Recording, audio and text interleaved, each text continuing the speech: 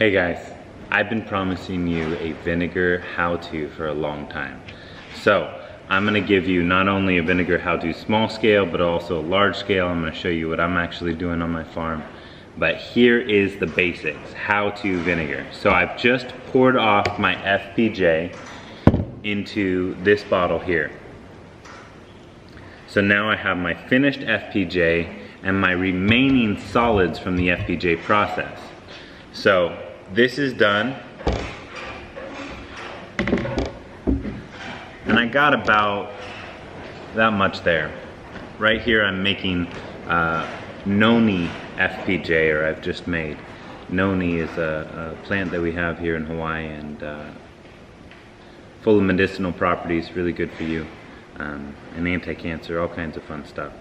So today what I'm going to do, following now my noni FPJ being finished, I am going to make noni vinegar. So I have my noni leavings, all the nice solids and sugar, all left over from the FPJ process. And I am gonna add to it water. Super simple. I'm not gonna give you an exact amount because I don't want you to get hung up and struggle with something where it's a little different from what I have in front of you, and so you don't know how to make the conversion. A general rule, this can fluctuate based on how sugary your plant was or various things, but a general rule is whatever amount of FPJ you get, you want to double that and return the water to make vinegar. So that's so that your vinegar isn't too weak. Here's the concept. If you have very little sugar and you add a ton of water, you're gonna have very diluted, you're still gonna have vinegar, but a very diluted vinegar. It's not gonna have that strong bite. So what you wanna do is kind of add just enough water to have that kind of normal store-bought acidity. And a general rule for that is twice as much FPJ as you got out of the process, you want water returned to your solids for the vinegar process. So another way to say it is I want about 2 parts water to 1 part of these solids. And so what does that look like if you pour it in? It really just looks like I've filled up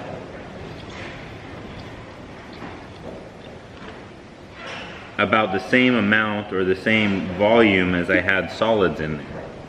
That's approximately 1 part water.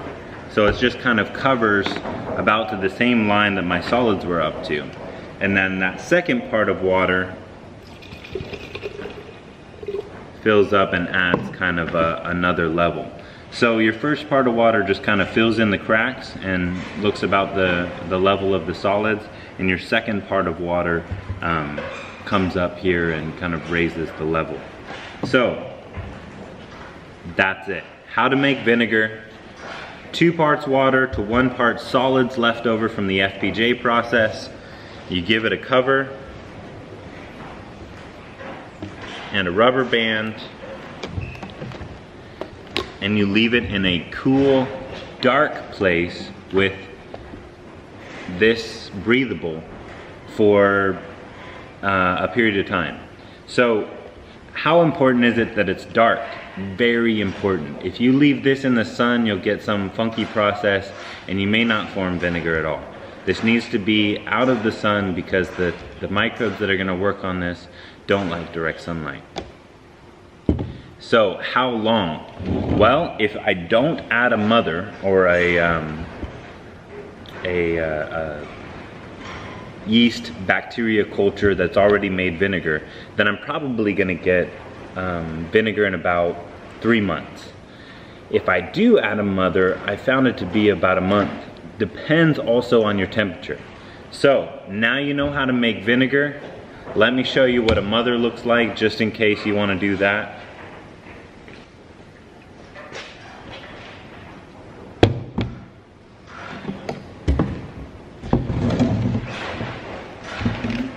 So this is a vinegar mother from some vinegar I made just a little bit ago. It's all fun. So this is solid biology.